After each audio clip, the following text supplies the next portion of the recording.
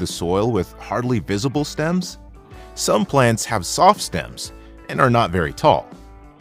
Don't get confused. I will explain all about the types of plants. The plants can be divided into herbs, shrubs, trees, climbers, and creepers. Let's learn about these one by one. Herbs. People always collect and use leaves of herbs for various purposes.